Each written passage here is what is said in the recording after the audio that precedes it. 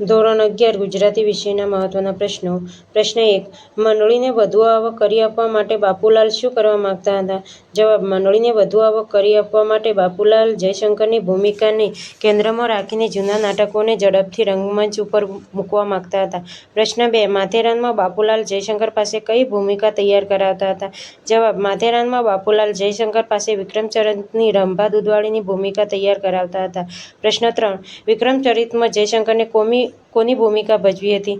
જવાબ. વિક્રમચરિત્રમાં જયશંકરે રંભા દૂધવાળીની ભૂમિકા ભજવી હતી. પ્રશ્ન 4. વિક્રમચરિત નાટકનું કયું ગીત લોકજીભે રમતું થયું હતું? જવાબ. વિક્રમચરિત નાટકનું કોઈ દૂધ લ્યો દિલરંગી ગીત લોકજીભે રમતું થયું હતું. પ્રશ્ન 5. મિલોએ કઈ પંક્તિઓ જાહેરાત તરીકે ઉપયોગ કર્યો? મિલોએ કોઈ દૂધ લ્યો દિલરંગી ગીતની પંક્તિઓ જાહેરાત તરીકે ઉપયોગ કર્યો. પ્રશ્ન 6. જયશંકર સુંદરીના અભિનય ગુરુ કોણ હતા? જવાબ. જયશંકર સુંદરીના અભિનય ગુરુ બાપુલાલ નાયક હતા.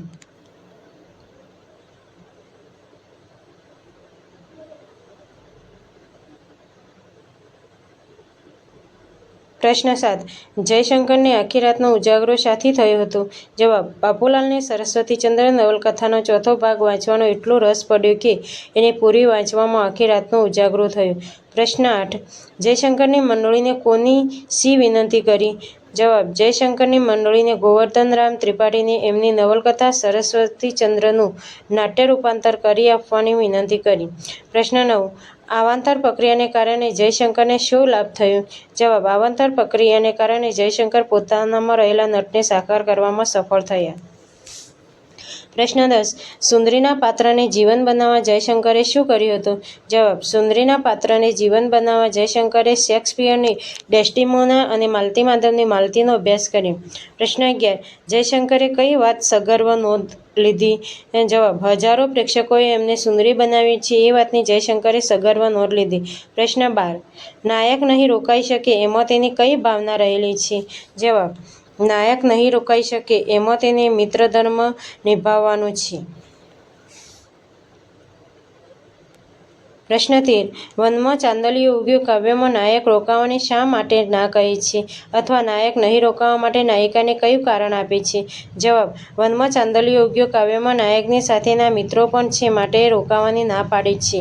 પ્રશ્ન 14. જમકુ અને જમન કેવો યજ્ઞ કરી રહ્યા હતા? જવાબ. જમકુ અને જમન સંસારરૂપી તપોવનમાં પરસેવો ટપકાવીને પેટ ગુજારો કરવાનો યજ્ઞ કરી રહ્યા હતા. પ્રશ્ન 15.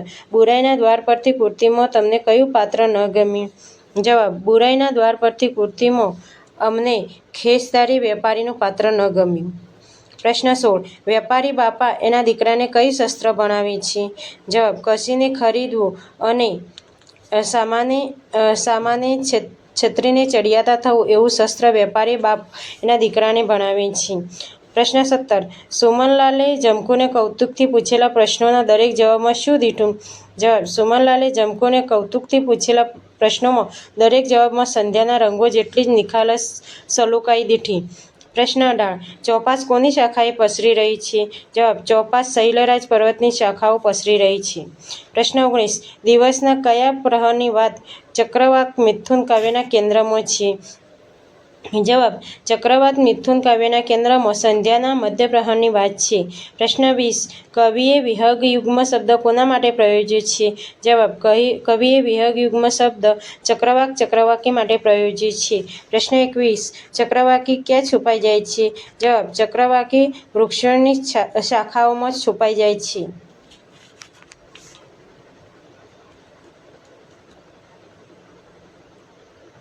પ્રશ્ન 22.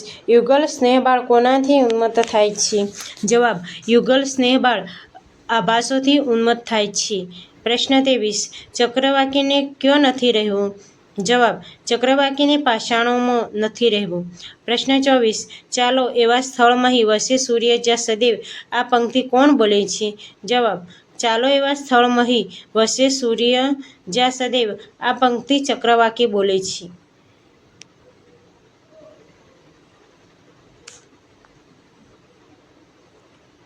પ્રશ્ન 25. ચક્રવાકીના આંસુ કોણ લૂછે છે, કેવી રીતે? જવાબ: ચક્રવાકીના આંસુ ચક્રવાક મૃદુલ પીંછાથી લૂછે છે. પ્રશ્ન 26. અંધકારરૂપી મૃત્યુની ગહન ખીણમાં ઝંપલાવતા પક્ષી યુગલને શેના દર્શન થાય છે? જવાબ: અંધકારરૂપી મૃત્યુની ગહન ખીણમાં ઝંપલાવતા પક્ષી યુગલને દિવ્ય પ્રકાશના દર્શન થાય છે. પ્રશ્ન 27. પક્ષી યુગલ અન્ય દુનિયામાં જોઈને શું કહે છે? જવાબ: પક્ષી યુગલ અન્ય દુનિયામાં જોઈને કહે છે કે અહીં અચેતન એક દિશે નહીં.